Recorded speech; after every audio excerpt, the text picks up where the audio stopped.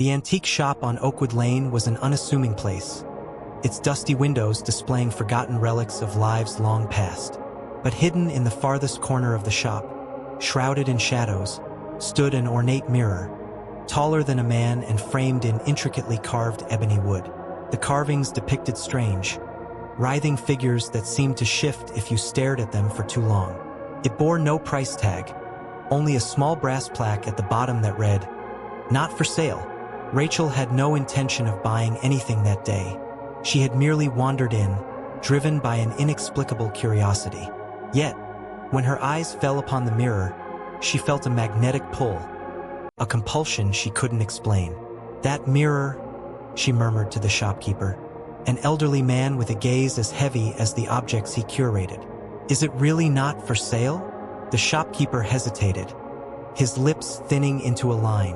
"It's not meant for ordinary buyers," he said, his voice carrying an edge of warning. "But if you must have it, the price isn't in dollars." Despite the cryptic response, Rachel insisted. The man reluctantly agreed, his wrinkled hands shaking as he wrote out a receipt that bore no dollar amount, only her name scrawled in an uneven hand. "Do not keep it in your bedroom," he whispered as she left. Rachel laughed nervously, dismissing the advice as superstition. That night, the mirror stood in her living room, its polished surface gleaming unnaturally in the dim light. Rachel couldn't help but admire it, running her fingers along the cold, smooth glass. But as she turned away, she thought she caught a flicker of movement in its depths. She whipped around. Nothing, just her reflection staring back. She shook her head and chalked it up to fatigue. But as the days passed, the flickers grew more frequent.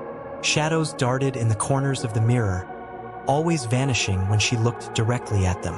Her reflection began to feel wrong, almost delayed, as if it moved a fraction of a second too late. One evening, while scrolling through her phone, Rachel glanced up at the mirror. Her reflection stared back at her, smiling. Rachel froze. Her own lips hadn't moved. The smile widened, stretching unnaturally across her reflection's face. Then it mouthed two words, "Look behind." Her blood turned to ice. The room was silent save for the hum of her refrigerator in the kitchen. Summoning her courage, she spun around. Nothing. When she turned back to the mirror, her reflection was normal again, mimicking her terrified expression. Convinced she was imagining things, Rachel decided to cover the mirror with a sheet. But when she approached it, her reflection didn't move with her. It stood still, watching her, its eyes filled with malice. And then, with horrifying suddenness, it raised a hand and pounded on the inside of the glass. Bang! The sound reverberated through the room, shaking her to her core. Rachel stumbled back, heart pounding. The mirror rattled on its stand. But when she blinked, everything was still again. Her reflection now mirrored her perfectly, trembling and wide-eyed. She called a friend, Lucy, desperate for company. Lucy arrived within the hour, laughing off Rachel's frantic explanation. "It's just an old mirror," Lucy said, walking up to it. "See? Nothing to worry about." But as Lucy looked into the glass, her expression changed. Her face went pale, and her mouth opened in a silent scream. "What?" Rachel asked, grabbing her shoulder. Lucy didn't respond. She just kept staring at the mirror, her eyes wide with terror. Then, without warning, she collapsed. Rachel called 911, but by the time the paramedics arrived, Lucy was unresponsive, her eyes staring blankly into nothing. The doctors later called it a sudden aneurysm, but Rachel knew better. She knew it was the mirror. Terrified and desperate, she returned to the antique shop the next day, only to find it abandoned. The shelves were empty, the windows boarded up, as if the shop had never existed. Panicked, Rachel drove home, determined to destroy the mirror. She grabbed a hammer and swung it with all her might, but the hammer bounced off the glass, leaving it unscathed. Suddenly, the room grew cold. The lights flickered, then went out, plunging her into darkness. The mirror began to glow faintly, a pale, sickly light emanating from its surface. Rachel's reflection stepped forward, pressing its hands against the inside of the glass. It smiled again, that same unnerving, too-wide grin. And then, in a voice that wasn't hers, it whispered, "You let me in." The glass shattered outward, shards flying in every direction. Rachel screamed as something cold and wet wrapped around her ankle, dragging her toward the jagged frame. She clawed at the floor, but the force was relentless.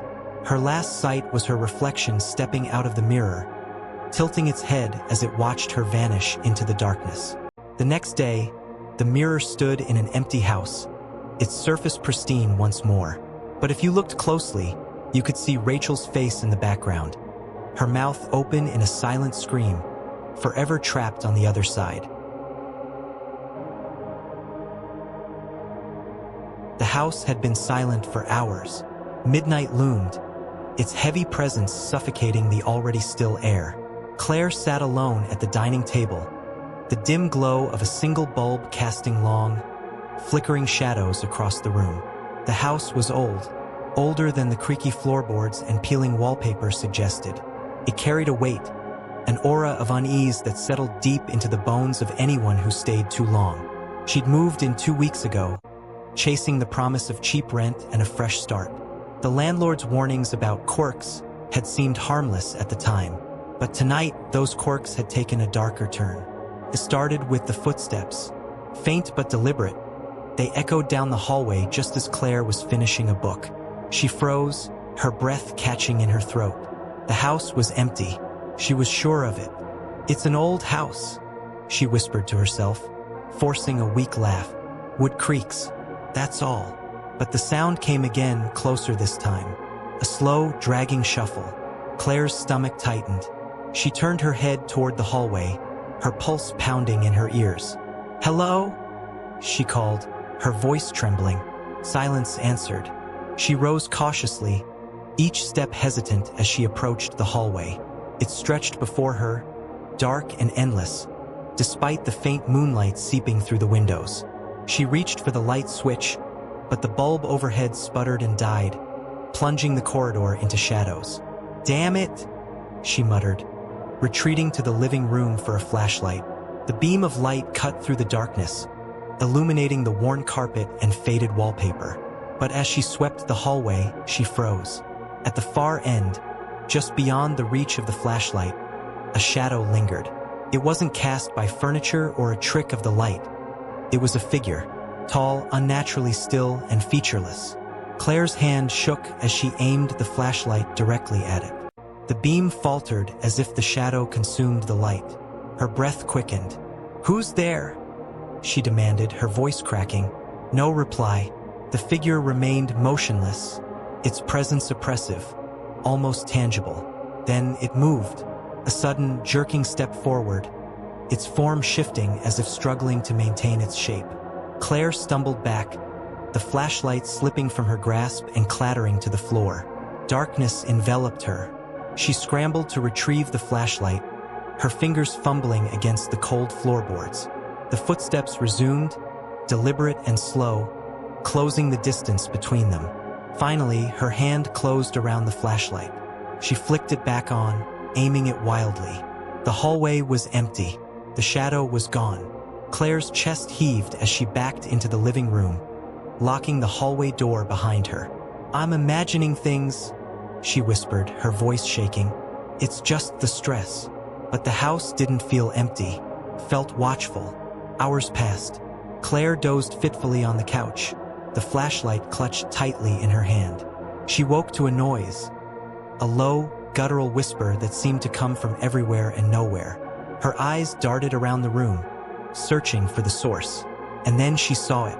In the reflection of the television screen, the shadow stood behind her, its head tilting unnaturally to one side. Claire whipped around, but the room was empty. The whispering grew louder, incomprehensible yet suffused with malice. The temperature dropped, her breath visible in the icy air. "Leave me alone!" she screamed, her voice breaking.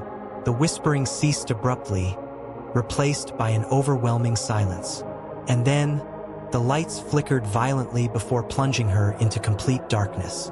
Claire's flashlight sputtered and died. Panic clawed at her chest as she felt the air around her grow heavy, suffocating. A cold hand brushed against her arm. She bolted, blindly running toward the front door. But as she reached for the handle, the door slammed shut with a deafening bang, throwing her backward. The shadow was there, looming over her, its form now towering and grotesque. Its limbs stretched unnaturally, and its face, if it could be called a face, was a swirling void, empty and yet filled with an unspeakable hunger. It reached for her, its elongated fingers brushing her cheek. Her screams echoed through the house. The next morning, the landlord arrived to check on Claire after receiving frantic, incoherent voicemails the night before. The house was silent, the hallway empty. But as he stepped inside, his gaze fell on something chilling. The walls were smeared with words, scratched deep into the plaster. "IT came from the hallway," and in the living room, the television screen flickered weakly. For a brief moment, he saw Claire's face reflected in the glass, her mouth open in a silent, eternal scream, a shadow looming just behind her. The old Victorian house on Willow Street had always been a source of unease for the neighborhood. Its facade, though elegant in its decay, exuded an air of abandonment, its broken shutters and ivy-covered walls like the hollow eyes of a long-forgotten corpse. When Julia moved in, lured by the cheap rent and the promise of solitude, the locals avoided her gaze, offering only cryptic warnings. "That house doesn't stay quiet for long." Julia dismissed their superstitions as small-town gossip. She was a writer, after all, and the isolation promised inspiration. Yet, on her very first night, the house made its presence known. The sound began softly, like the gentle rustling of paper. Julia was unpacking boxes in the living room when she heard it. She paused, the silence pressing against her ears. "Hello?" she called out, half expecting a raccoon or a gust of wind, but the sound stopped as abruptly as it began. Shrugging it off, she resumed her work. At 2 a.m., Julia woke to the sound again. This time it was unmistakable, whispering. Faint, indistinct voices seemed to seep through the walls. She sat up in bed, her heart pounding. The whispers grew louder, yet still incomprehensible, like a foreign language spoken just out of reach. She grabbed her phone, turning on its flashlight as she crept through the darkened hallways. The air felt heavy, as if the house itself was holding its breath. The whispers led her to the second floor, to a door she hadn't yet opened. It was at the end of the hallway, its paint peeling, the brass doorknob tarnished. As she reached for it, the whispers stopped. Her trembling hand twisted the knob. The door creaked open to reveal a room that was utterly empty. The wooden floorboards were bare, and the walls were unremarkable save for faint scratches that crisscrossed their surface. Yet, the air in the room felt charged, electric. Julia shivered, an inexplicable chill crawling down her spine. She backed out of the room, shutting the door firmly behind her. But as she turned, her phone's flashlight flickered. In its dying glow, she saw it. A shadow, impossibly tall and thin, standing at the end of the hallway. Her breath caught in her throat as the light went out completely, plunging her into darkness. Bang! The door to the empty room slammed shut, the sound reverberating through the house. Julia screamed, fumbling her way back to her bedroom. She locked the door, her chest heaving as she pressed her ear against it. Silence. Total, suffocating silence. Morning came too slowly, and Julia decided to leave the house for the day. She spent hours at the library, combing through local archives. What she found chilled her to the bone. The house had a history of disappearances. Tenants had moved in, only to vanish without a trace. The police found no bodies, no evidence, just the same recurring detail. Each case mentioned whispers and an empty room. That night, Julia resolved to stay awake, determined to catch whatever was tormenting her. Armed with a flashlight and her phone's camera, she sat outside the empty room, her back against the wall. Hours passed, the house unnervingly quiet. Just as her eyelids began to droop, the whispers returned. This time they were louder, more insistent. Julia stood, her flashlight trembling in her grip. The door to the empty room creaked open on its own. Her heart thundered in her chest as she stepped inside, the whispers now a cacophony of disembodied voices. "What do you want?" she screamed, spinning around, searching for the source. The door slammed shut behind her. The flashlight flickered, then went out, leaving her in total darkness. The whispers stopped, replaced by a low, guttural growl. Julia froze, her breath coming in short, ragged gasps. And then she felt it. A hand, ice-cold and claw-like, brushing against her shoulder. She whipped around, but saw nothing. Her phone's camera flashed to life on its own, illuminating the room in staccato bursts. With each flash, the room changed. The empty space was now filled with furniture, but not ordinary furniture. These pieces were broken, splintered, and soaked in dark stains. Figures appeared in the flashes, their faces twisted in agony, their mouths open in silent screams. And then, in the final flash, she saw it. The shadow from the hallway, now fully formed. Its face was featureless, yet its presence radiated malice. It reached for her, and before she could scream, the light vanished, plunging her into an all-consuming void. The next morning, the house stood quiet once more. Julia's belongings remained untouched, but she was gone. The townsfolk whispered about her disappearance, their eyes darting toward the house. And in the empty room, the scratches on the walls had grown deeper, spelling out new words. She joined us.